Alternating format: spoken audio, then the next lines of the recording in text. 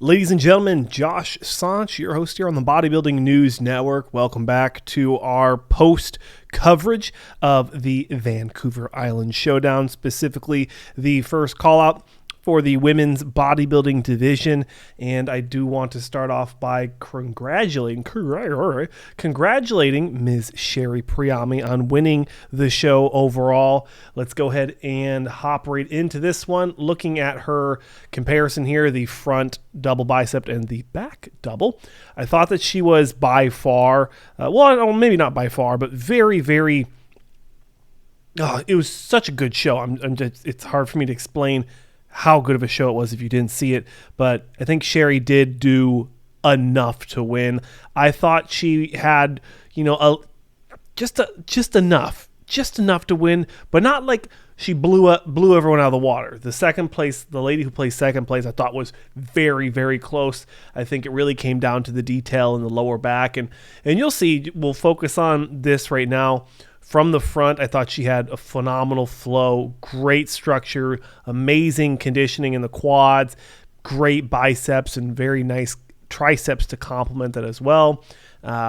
Good chest development, nice lat flare, nice tiny midsection. Maybe I'd like to see a little bit more crunch down with the contracted abs. Maybe that would look a little bit nicer, or more nice. But overall, I thought the front shot was amazing. Also, kudos to Corey for the athlete tags. I thought those were really unique and creative. From the back, razor hard conditioning all the way in the upper body into the lower back. A little bit of skin folds there, but I don't think that's much of a fat retention or water retention. I think that's just extra skin. But overall, with the lower back development, I thought that was superior to most of the lineup. And then, of course, the amazingly well-defined glutes and complementary quads and hamstrings to put that all together, I thought was a phenomenal winning package from Miss Sherry Priami. Of course, watch the pre-show interview with her and IFBB Pro Olympian Danielle Willis on the Women's Physique Report here on the Bodybuilding News Network. And once again, congratulations. Miss Sherry Priami is going to the Olympia this year. In second place, we had Julia Danielle Witzel. Now, I did not have her in my original lineup. She was a late entry as of when I pulled the scorecard, so I do apologize to her. But she absolutely impressed the crap out of me. A lady coming from women's physique, and it looks like she did her homework. It looked like she put on enough muscle to be competitive here. One of the taller ladies in this lineup, and I thought that she was absolutely phenomenal. The amount of conditioning, the structure. Let's go ahead and hop right into the front. I'd like to see more bicep and tricep development, and maybe she's just not flexing it hard enough to where it's really showing off the development in the arms. That would be a big critique I have here, and I'd like to see more of that. Delt development, I think, is phenomenal. Chest development is phenomenal as well. I'd like to see more lats to kind of give a bigger X frame from the front, moving into the midsection, a little bit more defined than Sherry's. I think she's doing more of a modified vacuum or an extended chest, to make her look taller. I don't think she needs that in her current structure. I think, again, putting the crunched abs, I think would have added to her physique. It would have made her look a little bit more compact, which with her structure, that would have been complementary. Some people, you want to look taller. Maybe you have, like me, I have really long legs, but a short torso. So doing that vacuum and extending the midsection actually adds to that flow. It adds to that aesthetic look. So moving into the lower body, I like the amount of detail and separation in the legs all the way into the posing trunk. I think is phenomenal. Great calves, amazing tan. Again, Corey, good job on the lighting. I thought the floor might have been taking away from the athlete's physique, but it turns out it didn't. I thought it looked phenomenal. The backdrop not being LCD, I think, is absolutely phenomenal. Suck it, Bob. I think that this is definitely the way to go moving forward. But if shows continue to use the LCDs, I do understand, but I do not like it, and I disagree. Moving in, from the back, I think that Julia looks phenomenal as well. Again, I'd like to see more arm development, or maybe a little bit more peak, maybe drive the elbows up a little bit to show the peak of the bicep more. And then with the tricep, I think that's just going to be something you're going to have to gain in the gym, putting in the time, putting in the effort, which I think she is moving up from physique into women's bodybuilding. I think she is making the improvements she needs, but she needs to continue in the 2023 season, especially if she's going to call it and hop back into the off season. I doubt it. I think that she's going to stay on, maybe do the New York Pro. I thought I saw on her Instagram she was doing the New York Pro. So that's something to look forward to. Lower back, I think, needs more detail, more muscle added there. The glutes could maybe be a little bit bigger, but I think that the hamstrings actually look comparable to the glutes when you look at thickness, and then the calves are probably some of the best we're going to see on stage for the show. So overall, very nice flowing physique, just needs a little bit more muscle to really put her over the edge and be in that conversation. Well, she's already in the conversation for winning a show, but maybe with a deeper lineup, she might be continuing to be in that conversation. But congratulations, Julia, on that second place, hard-fought second place finish. We have Ms. Milan Peron. Milan Peron, apologies, Ms. Milan, and she placed third here. I want to say that I liked her physique a lot. I'd like to see a lot more development in the arms, in the chest, the shoulders.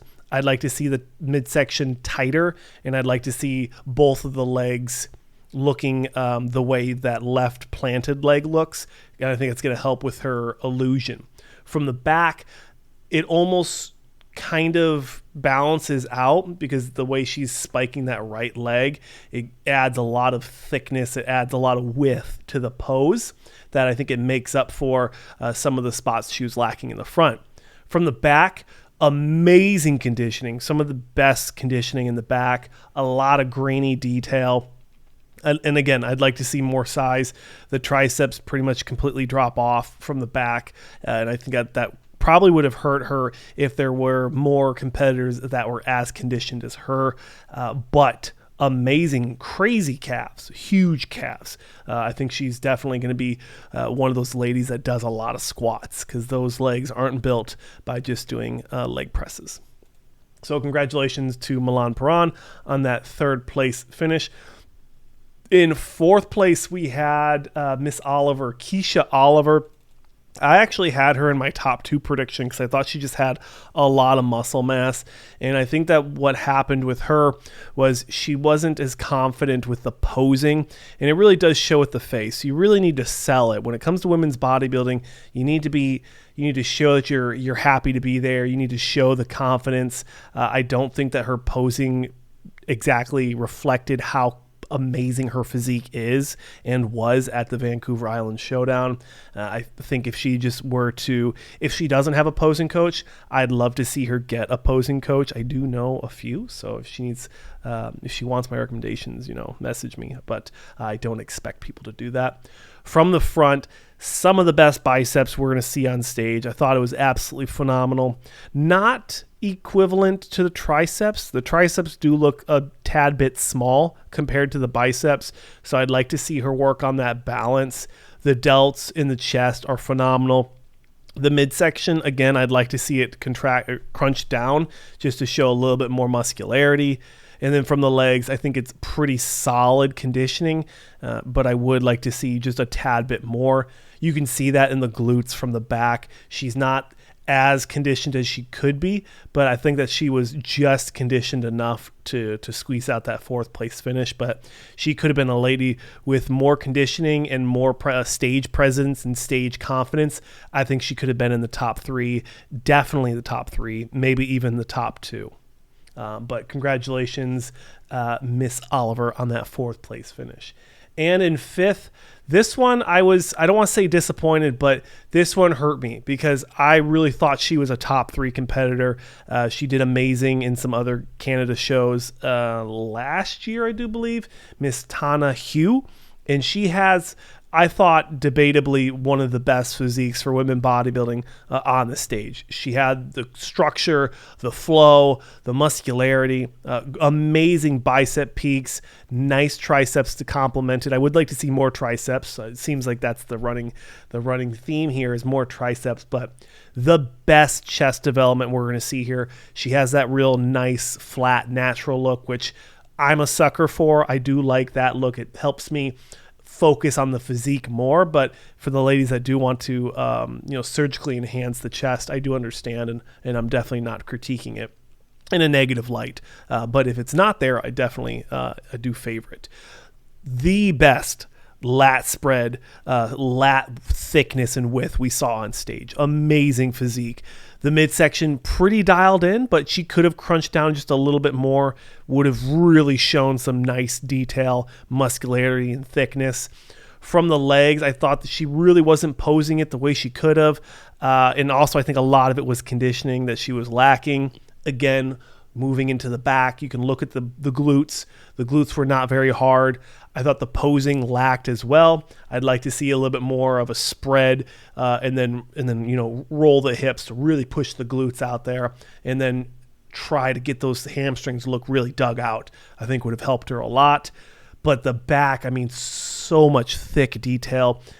She could have won this show if she was, again, like 4th and 5th place. I thought just stage presence, confidence, presenting yourself and looking like you're happy. She killed that. Honestly, Tana did a phenomenal job being happy, smiling, but bringing everything else together with the perfect posing routine, knowing how to hit the shots, taking this feedback from people like myself, people like Paul, who was one of the judges, the other judges, Corey, the promoter, maybe even other athletes, I'm not sure. But really it came down for her conditioning, and posing, presentation. I thought that just really killed her in this show, and I thought she could have won it in all honesty. Now, ladies and gentlemen, that is my breakdown for the top 5. Congratulations to all these ladies. I thought they did a phenomenal job. Again, good job, Corey, on the lighting, the backdrop. I would have liked to see the athletes lineup of like what times they're coming on. I would have liked to see that a little bit more transparent, because we did have to hop in and out of live streams for the watch party. So that would be probably my biggest critique, is work on hammering out some rough timelines of when the CPA Amateur League is going to come on, and then when the Pro League is going to come on. So those are my takeaways. Ladies and gentlemen, thank you so much for watching another episode here on the Bodybuilding News Network. I'm your host, Josh Sanch. Please subscribe, share this video with a like-minded individual, as it does help the channel grow, and comment down below and feed the YouTube overlord algorithm by helping this channel reach like-minded individuals like yourself. Again, I'm your host, Josh Sanch. Thank you so much for watching, and I'll see you in the next one.